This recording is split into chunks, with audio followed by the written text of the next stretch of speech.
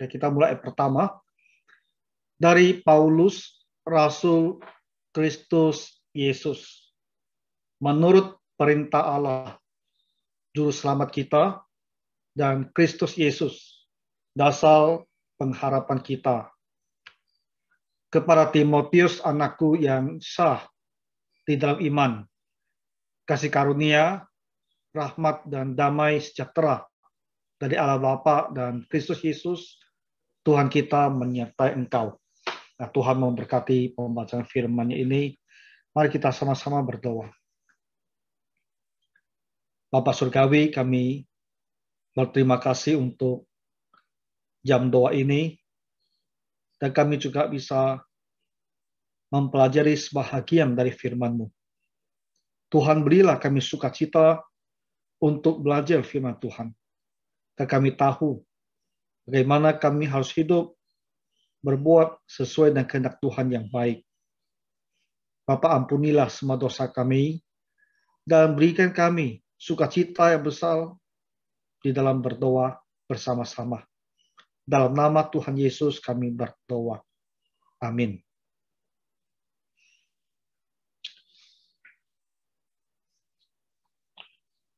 Lama kita di persekutuan doa, yang selalu renungannya itu topiknya berkaitan dengan kehidupan berdoa. Jadi saya pikir barangkali kita bisa ambil dulu ya beberapa waktu untuk mempelajari salah dua buku di kitab suci. Dan saya pikir kita belajar saja surat-surat penggembalaan, yaitu 1 dan 2 Timotius bersama dengan Titus. Apa kira-kira manfaatnya bagi kita orang Kristen ya untuk mempelajari ketiga kitab penggembalaan ini? Pertama, di dalam kitab ini sebetulnya juga tidak hanya memberikan instruksi ya kepada Timotius dan Titus bagaimana mereka harus hidup, bagaimana mereka harus melayani. Kita juga belajar banyak hal lainnya yang berkaitan dengan kehidupan kita sebagai orang Kristen. Hanya bentuknya itu adalah perintah kepada kedua hamba Tuhan itu, ya supaya mereka tahu bagaimana menyelenggarakan pelayanan di gereja Tuhan. Itu pertama. Kedua, ini juga untuk kita semua yang melayani Tuhan, supaya kita melihat standar yang Tuhan tetapkan untuk kita. Jadi kita semua bisa berjuang, berusaha, dengan pertolongan Tuhan, kita bisa melayani Tuhan lebih dekat kepada standar yang diharapkan ini.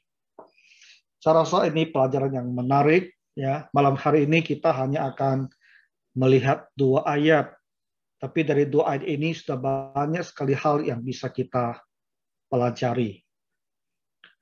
Nah, dimulai dengan ayat pertama dikatakan dari Paulus. Ya, Paulus dia bilang dia adalah rasul dari Kristus Yesus.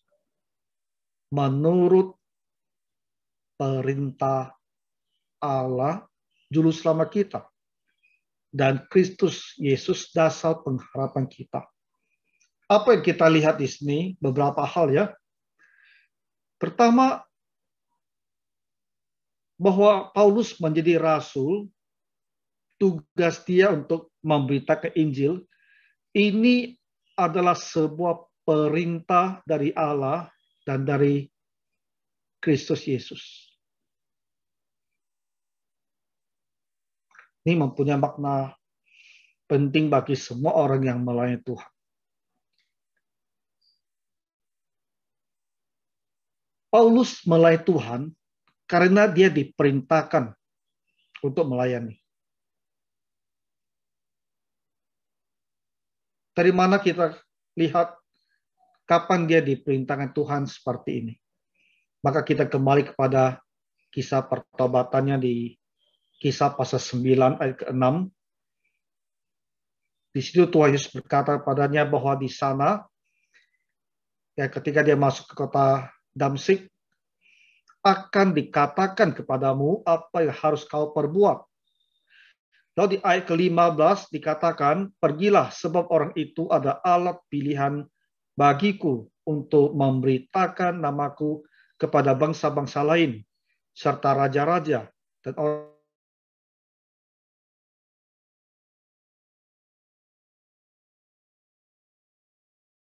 atau kepada Paulus apa yang Tuhan rencanakan untuk dia. Jadi kedua ayat ini menjadi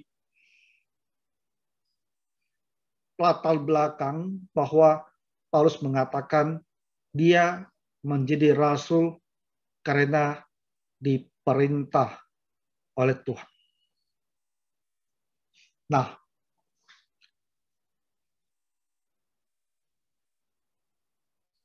Rasul Paulus kasusnya itu memang situasinya memang sangat khusus ya. Dia ada diberikan perintah langsung seperti ini. Timotius kita tidak melihat dia ada diberikan perintah seperti itu. Tapi kita melihat bahwa Timotius ini dipilih oleh Paulus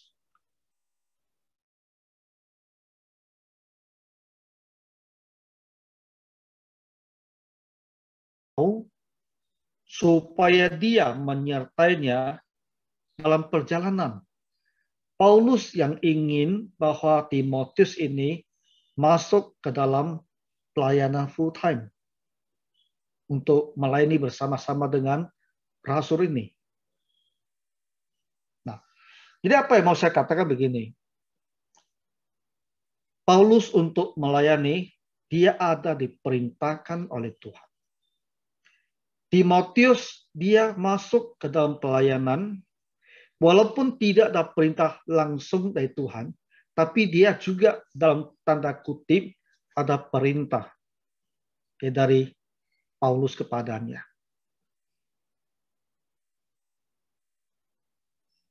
Bagaimana dengan orang-orang yang melayani Tuhan pada masa sekarang? Kita lebih sering mendengar kata panggilan. Orang yang melayani dikatakan harus mempunyai panggilan. Dalam arti apa? Kita mengatakan bahwa kita mempunyai panggilan. Tentu kita tidak akan seperti Musa yang mendengarkan panggilan Tuhan. Tidak seperti Yesaya juga yang mendengarkan panggilan Tuhan. Tidak seperti Yeremia juga yang mendengarkan panggilan Tuhan. Tapi dalam arti apa kita mengatakan ada panggilan Tuhan? Sebetulnya itu berhubungan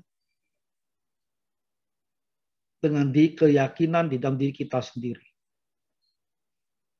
Dua hal yang harus ada di dalam seseorang yang mengatakan bahwa dia itu mempunyai panggilan. Yang pertama, ada keyakinan penuh bahwa Injil Tuhan Yesus itulah yang bisa menyelamatkan umat manusia.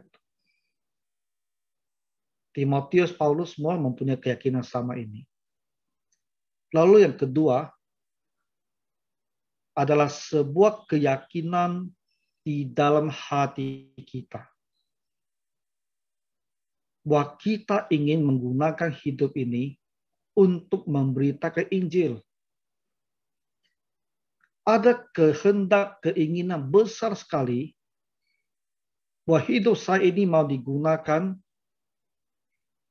untuk mengajarkan firman Tuhan. Dan kita mempunyai satu perasaan bahwa tak ada hal yang lebih penting untuk dikerjakan. Tak ada hal yang kita mau kerjakan daripada pekerjaan pengajaran firman Tuhan dan Injil Tuhan Yesus ini.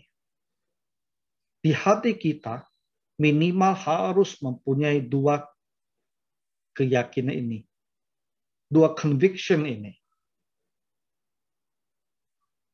Saudara-saudara, kenapa saya mau sangat tegas mengatakan bahwa yang mau jadi hamba Tuhan itu harus ada perintah dari Tuhan. Atau harus ada panggilan dari Tuhan. Dan kita pahami dalam dua keyakinan tadi itu. Kenapa? Karena kalau orang menjadi pekerja di gereja, nanti menjadi hamba Tuhan, atau nanti menjadi pendeta, tapi dia tidak mempunyai panggilan ini, tidak mempunyai keyakinan ini, dia tak akan bisa bekerja. Keberadaan dia di gereja itu hanya akan merusak gereja. Keberadaannya di gereja itu tidak membawa berkat. Lebih buruk lagi membawa bencana. Contoh yang paling buruk belakangan, kan ada pendeta yang jadi mualaf, lalu membicarakan jelek tentang gereja. Itu contoh yang ekstrim lah. Contoh yang buruk.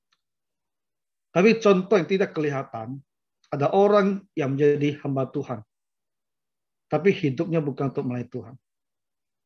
Punya begitu banyak kesibukan yang tak ada hubungan dengan firman Tuhan. Kenapa?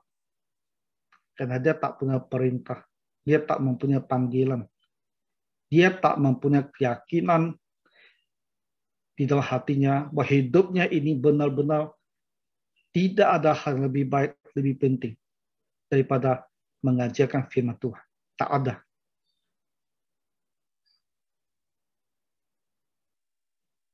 Begitu banyak hamba Tuhan sekarang yang mengaku evangelis atau pendeta. Tapi hidupnya berantakan. Hanya mempermalukan gereja. Masalah di sini, tak ada perintah. Jadi Paulus bilang, dia menjadi rasul karena ada perintahnya.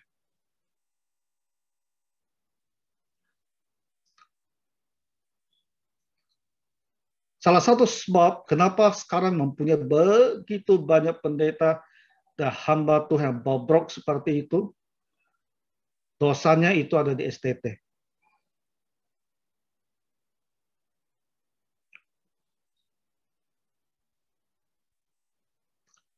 Paulus melihat Timotius yang dikenal baik di dalam jemaat di Listra, Derbe. Ini adalah seorang anak muda yang sudah melayani Tuhan dalam gereja, yang sudah dikenal dengan baik dan terkenal baik. Dan dia melihat bahwa dalam diri Timotius ini ada kesungguhan, ada komitmen untuk melayani. Terbukti dengan dia sudah di dalam pelayanan. Terbukti dengan pelayanannya sudah berjalan dengan baik, sekalipun ya dalam bentuk barangkali sederhana, karena dia masih sangat muda waktu itu. Diperkirakan orang mungkin 16-20 tahun. Dan Paulus melihat bahwa anak muda ini bersungguh-sungguh telah melayani, dan dia bisa melihat komitmennya untuk pelayanan, dan juga melihat dia bisa belajar firman. Makanya dia mengajak Timotius untuk bersama-sama dia melayani Tuhan. Ketika STT menerima murid, biasanya kan harus ada surat rekomendasi. Surat rekomendasi ini seharusnya punya makna bahwa pendeta yang menulis surat itu untuk seorang anak muda, dia sudah mempunyai penilaian bahwa anak muda ini adalah seorang yang sudah bersungguh-sungguh melayani. Dan dia akan bersungguh-sungguh melayani. Dan dia mampu untuk belajar. Makanya direkomendasikan dia untuk diterima di STT. Sudah ada suatu penilaian yang sangat positif. Harusnya sebuah rekomendasi harus mempunyai makna demikian. Tetapi kalau rekomendasi diberikan hanya karena ada orang yang minta, tanpa dia sendiri pun tidak pernah melihat anak muda itu melayani Tuhan, maka akhirnya apa? Masuk ke STT. Belajar pun tidak bersungguh-sungguh. Ada yang dikeluarkan tengah jalan, ada berhasil selesai, tapi nanti keburukannya nampak sewaktu pelayanan. Itulah isunya. Kenapa gereja-gereja mempunyai hamba-hamba Tuhan yang saya bilang macam brengsek seperti itu. Nah, ini sisi pertama tentang Paulus mengatakan dia melayani Tuhan sebagai seorang rasul itu dengan perintah Tuhan. Kedua, ini pun harus mengingatkan kita. Kalau kita melayani karena ada perintah Tuhan, atau sekarang kita pakai istilah saya melayani karena ada panggilan Tuhan, maka harus ingat baik-baik kita yang melayani itu ada yang memanggil. Dan itu harus kita tunjukkan di dalam kesungguhan di dalam pelayanan. Ketekunan di dalam pelayanan. Berusaha yang terbaik di dalam pelayanan. Karena kita melayani dengan sebuah panggilan, dengan sebuah perintah. Nah, itulah tuntutannya kepada kita. Jadi bukan aku yang mau, tapi kita punya keyakinan bahwa Tuhan yang perintahkan, Tuhan yang panggil kita. Jadi kita mempunyai Tuhan di atas kita yang akan mengawasi kita di dalam pelayanan. Coba lihat ini. Ya. Dari Allah Bapa, dari Tuhan kita menyertai engkau. Perintah kita melayani dan panggilan bagi kita untuk melayani itu datang dari Allah Bapa dan dari Tuhan kita. Dari Allah Bapa, dari Bapa surgawi kita. Kemudian dari Tuhan kita. Tuhan ini juga mempunyai arti sebagai Tuan, Lord, Tuan, ya. Artinya kita melayani itu dengan Tuhan sebagai Tuannya kita. Kadang-kadang istilah Tuhan itu tidak membekas di hati kita bahwa Dia itu adalah Tuhan. Sehingga Tuhan bagi kita hanya dipahami sebagai yang harus kita sembah. Tapi ketika kita saat ingin makna Tuhan, nah kata Tuhan ini menjadi sangat-sangat mudah kita pahami. Bahwa dia ada orang yang harus kita ikuti, yang harus kita patuhi. Dialah Tuhan kita yang akan menilai bagaimana kita melayani. Dia akan menilai hasil pekerjaan kita. Nah, jadi sisi kedua dari perintah itu adalah kita harus ingat bahwa ada yang mengawasi kita bagaimana cara kita melayani. Ada Tuhan atau Tuhan di atas.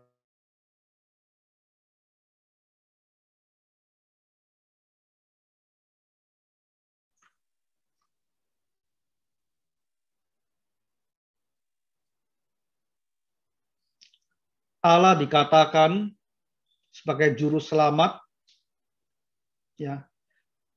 Menurut perintah Allah, juru selamat kita. Ini sangat menarik. Karena Bapak dikatakan sebagai juru selamat. Kenapa?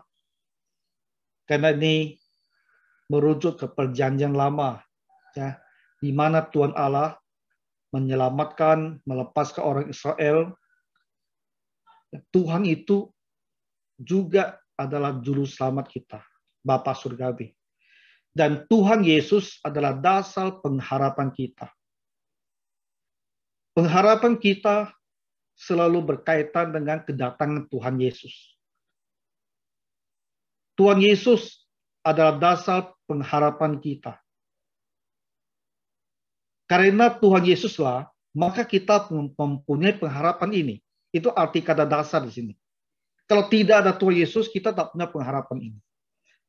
Kalau bukan karena Tuhan Yesus, kita tak mempunyai pengharapan ya akan kedatangannya kembali, akan hidup yang kekal itu. Nah, jadi di ayat pertama ini saja kita melihat beberapa hal ya. Pertama tentang perintah untuk melayani. Kedua, kita juga melihat Allah sebagai juru selamat dan Yesus sebagai dasar kita mempunyai pengharapan. Ayat berikutnya ini berbicara tentang hubungan Paulus dan Timotius. Dia bilang kepada Timotius, anakku yang sah di dalam iman. Mengapa dia bilang Timotius adalah anaknya yang sah di dalam iman? Bisa ada dua kemungkinan. Mungkin Timotius ini bertobat karena pelayanan penginjilan Rasul Paulus. Waktu dia memanggil Timotius untuk ikut pelayanan, itu sudah merupakan kunjungan yang kedua ke Listra atau Derbe. Jadi ada kemungkinan juga bahwa kunjungan pertama itu 1 tahun sebelumnya, di situ Timotius bertobat mendengarkan Injil yang dia beritakan. Itu kemungkinan ini sebabnya. Tetapi saya rasa satu alasan lagi yang lebih kuat ya adalah Timotius ini adalah anak didiknya Rasul Paulus. Terlepas daripada apakah dia bertobat di bawah penginjilan dia atau tidak. Tapi jelas sekali belasan tahun setidaknya Timotius ini bersama-sama dengan Rasul Paulus. Jadi mendidik dia untuk menjadi seorang hamba Tuhan.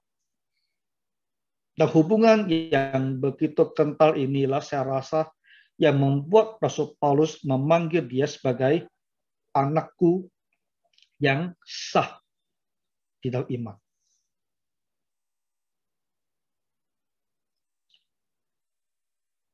Lihat hubungan Paulus terutama terhadap Timotius ini. Dia bilang kepada Timotius, dan dia doakan hal yang begitu baik untuk Timotius. Kasih karunia, rahmat, damai sejahtera menyertai engkau. Kasih karunia. Dia berdoa supaya selalu ada anugerah Tuhan untuk Timotius ini. Selalu ada pertolongan Tuhan untuk Timotius dalam pelayanannya.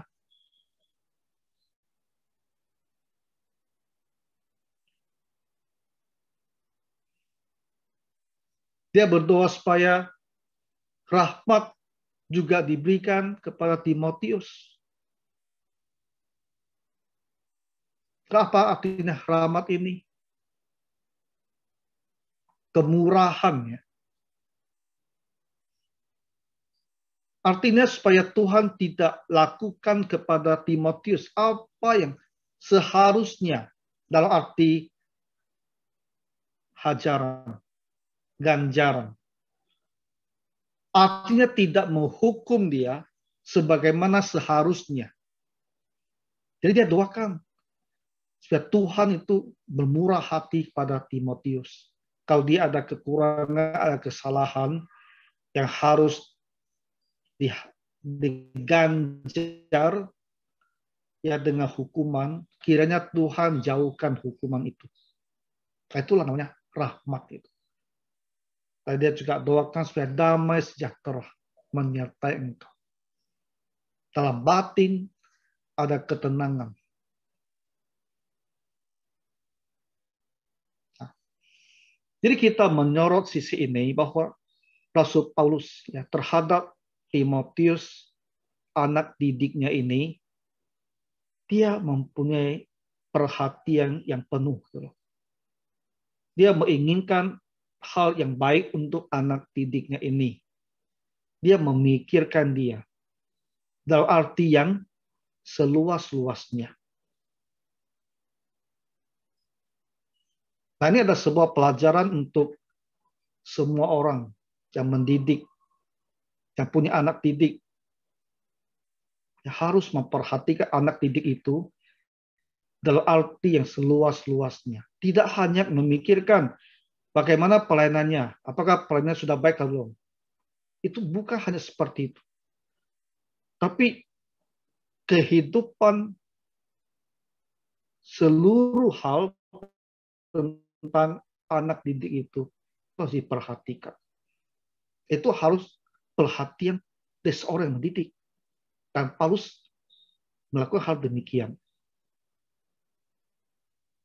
Lalu dari sisi yang lainnya, Timotius sebagai anak didik atau anak yang sah dalam iman dari Paulus, dia harus menghargai Rasul Paulus sebagai gurunya, sebagai orang yang mendidik dia.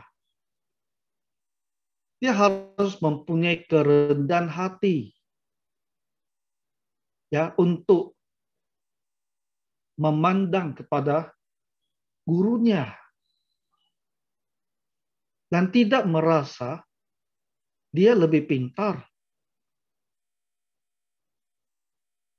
atau setara dengan gurunya.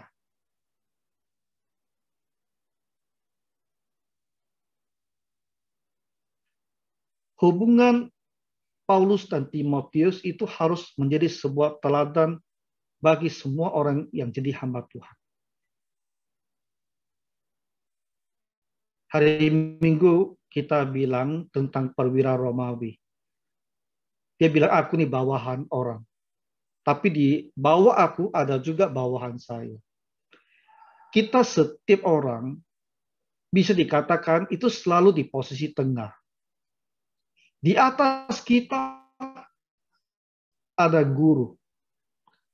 Dan kita menjadi guru orang lain. Jadi kalau kita sebagai guru, marilah kita seperti Paulus. Yang memikirkan kebaikan anak didik kita dalam arti yang seluas-luasnya. Dia mendoakan supaya Timotius itu diberikan kasih karunia, diberikan rahmat, diberikan damai sejahtera. Dan ketika kita di posisi sebagai anak didik, maka terhadap guru kita, itu harus ada penghargaan. Harus ada rasa hormat.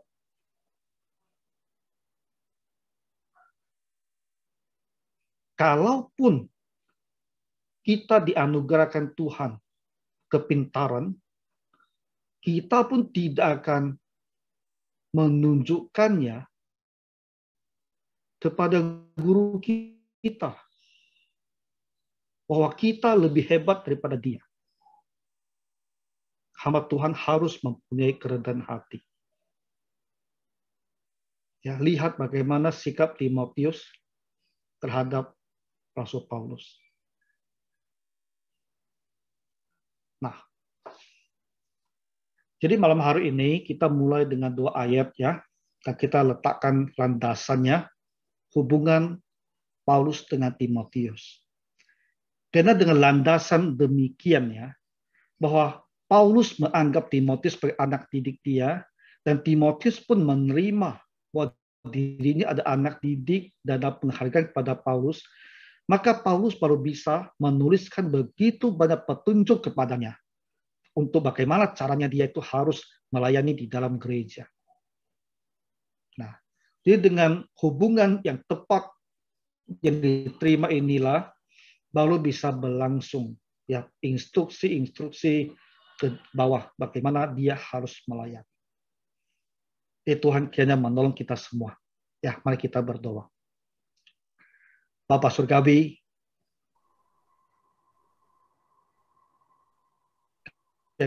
kami rajin, tekun untuk mempelajari kitab-kitab penggembalaan ini.